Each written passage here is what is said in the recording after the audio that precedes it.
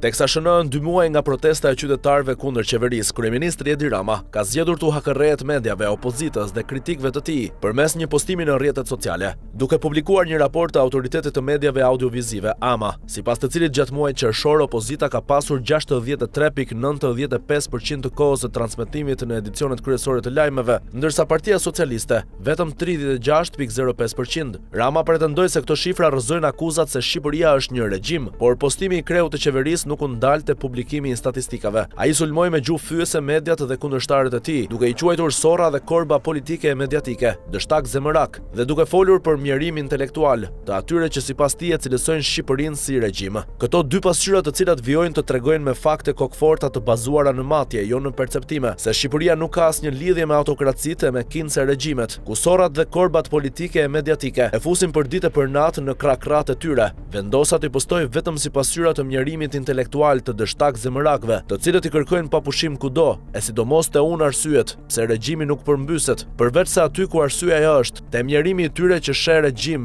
se s'di këndim të Shqipërisë. Sipas monitorimit të Autoritetit të Mediave Audiovizive, gjatë muajit qershor 2026, partitë politike patën në dispozicion 402.47 minuta mbulim në edicionet kryesore të lajmeve.